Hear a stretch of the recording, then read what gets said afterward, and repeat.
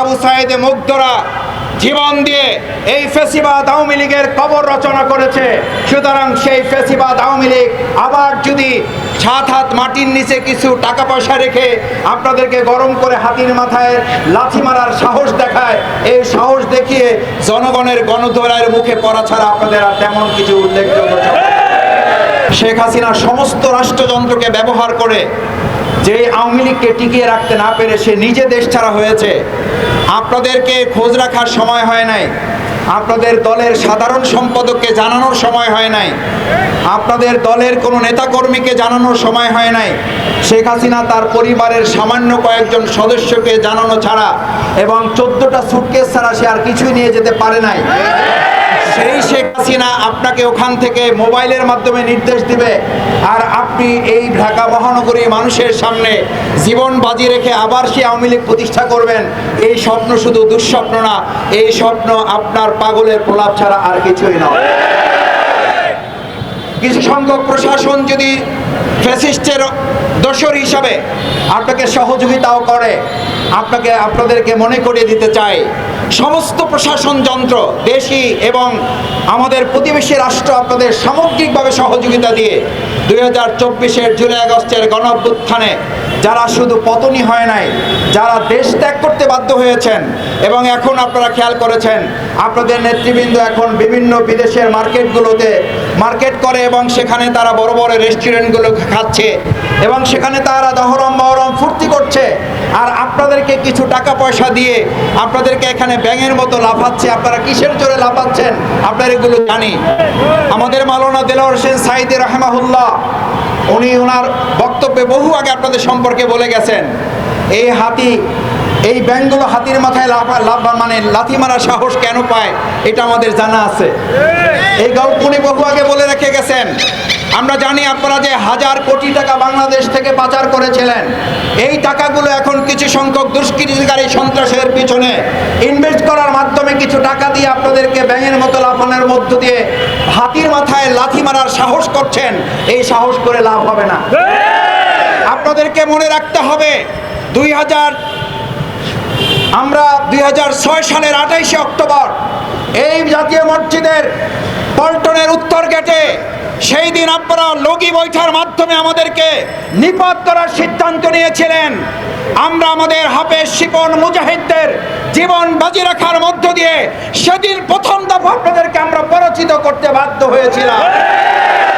সেই শহীদের রক্তে ভেজায় বাইতুল মোকাররমের উত্তর গেট, এখান থেকে আর কোনোদিন ফ্যাসিবাদ আওয়ামী লীগের দোসরদের মাথা উঁচু করতে দেওয়া হবে না।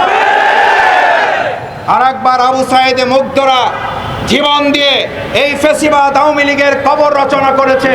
সুতরাং সেই ফ্যাসিবাদ আওয়ামী লীগ আবার যদি 7 হাত মাটির নিচে কিছু টাকা পয়সা রেখে আপনাদেরকে গরম করে হাতির মাথায় লাথি মারার সাহস দেখায়, এই সাহস দেখিয়ে জনগণের গণধোলাইয়ের মুখে পড়া ছাড়া আপনাদের আর তেমন কিছু উল্লেখযোগ্য।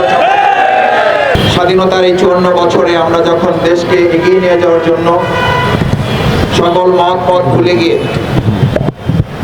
আদর্শের ভিত্তিতে দেশপ্রেমের ভিত্তিতে একটি ইনক্লুসিভ পলিটিক্সের এবং ইনক্লুসিভ ফিলোসফির মাধ্যমে বাংলাদেশের মানুষকে কাঁধে কাঁধ মিলিয়ে সামনের দিকে এগিয়ে নিয়ে যাওয়ার জন্য যখন কাজ চলছে, তখন বিগত 15 বছরের এই বাংলাদেশকে পিছিয়ে রাখা ফ্যাসিস্ট সরকার, আওয়ামী লীগের পালিয়ে যাওয়া শেখ হাসিনা দেশের বাইরে থেকে ফ্যাসিস্টের কিছু দোসর এবং কিছু অনুসারী যারা পালিয়ে যেতে সক্ষম হয় নাই, পালিয়ে যাওয়ার সামর্থ্য তাদেরও নাই, সেই সমস্ত অনুসারী এবং দোসরদের মাধ্যমে হঠাৎ করে ইঁদুর যেমন গর্ত থেকে বের করে পরিস্থিতি বোঝার চেষ্টা করে, আবার গর্তের মধ্যে লুকিয়ে যায় বিড়াল দেখে, আমাদের এই আওয়ামী লীগ ফ্যাসিস্টের কিছু দুষ্কৃতিকারীরা ঢাকা মহানগরীর মতো যেই মহানগরীতে 2024 সালের জুলাই আগস্টের গণ অভ্যুত্থানে গুলির সামনে বুক পেতে দিয়ে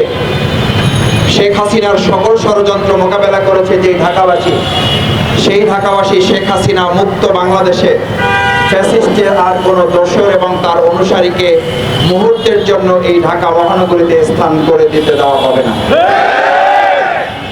আপনারা জানেন বাংলাদেশ জামাত ইসলামী এই ঢাকা মহানগরীতে আপনাদের সমর্থন, আপনাদের দোয়া, আপনাদের ভালোবাসা এবং আপনাদের সামগ্রিক সহযোগিতা নিয়ে আমরা বিগত 15 বছর স্বৈরাচারের বিরুদ্ধে, ফ্যাসিস্টের বিরুদ্ধে আমরা আমাদের আন্দোলন সংগ্রাম অব্যাহত রেখেছি। এই ফ্যাসিস্ট সরকার আমাদের এই পল্টনের এই জাতীয় মসজিদ বাইতুল মোকাররম এটাকে একটা ফিলিস্তিনের অংশের মতো করে রেখেছিল। এখানে মুসল্লিদের নামাজকে সীমিত করে দেওয়া হয়েছিল। পবিত্র জুমার দিন আসলে এখানে আইন শৃঙ্খলা পরিস্থিতি এমনভাবে মোতায়েন করা হতো যেন পুলিশের সাথে এই বাইতুল মোকাররম জাতীয় মসজিদের মুসল্লিদের যুদ্ধ ঘোষণা করা হয়েছে। সেই পরিস্থিতিতেও ঢাকা মহানগরী দক্ষিণ বাংলাদেশ জামাত ইসলামী ঢাকা মহানগরীবাসীকে নিয়ে ফ্যাসিস্ট সরকারের বিরুদ্ধে আমরা আমাদের সব ধরনের আন্দোলন সংগ্রাম চালিয়ে 2024-এর জুলাই আগস্টের গণঅভ্যুত্থানের মাধ্যমে যে নতুন বাংলাদেশ পেয়েছি, সেই নতুন বাংলাদেশে আর ফ্যাসিস্টদের কোনো কার্যক্রম এখানে সফল হতে দেওয়া হবে না। আজকে আমরা দুর্ভাগ্যের সাথে লক্ষ্য করছি, যারা এই হঠাৎ করে ঝটিকা মিছিল করছেন, যারা হঠাৎ করে বোমার বিস্ফোরণ ঘটিয়ে জনগণের মধ্যে আতঙ্ক তৈরি করছেন, যাতে আগামী দিনের ত্রয়োদশ জাতীয় সংসদ নির্বাচনে এদেশের মানুষের মধ্যে উৎসবমুখর একটি পরিস্থিতিতে অবাধ, সুষ্ঠু, নিরপেক্ষ নির্বাচন অনুষ্ঠিত হতে না পারে, তার জন্য আপনারা এই ষড়যন্ত্র করছেন। আপনারা এই জন্য ষড়যন্ত্র করছেন যাতে এদেশের মানুষের মধ্যে আবার সেই বিগত 15 বছরের মতো গুম, খুন, সন্ত্রাস এবং একটি দুর্যোগপূর্ণ আবহাওয়ার মতো করে দুর্যোগপূর্ণ রাজনৈতিক পরিস্থিতি তৈরি করে বাংলাদেশের মানুষের মধ্যে আপনারা আতঙ্ক তৈরি করার অপপ্রয়াস চালান। এই অপপ্রয়াস চালানো আপনারা যদি মনে করেন প্রশাসনের কিছু সংখ্যক ব্যক্তিরা ফ্যাসিস্টের দোসর হিসাবে আপনাদেরকে ভিতর থেকে সহযোগিতা করে হয়তো আশ্বাস দিতে পারে, আপনাদের ভালো করে মাথায় রাখা দরকার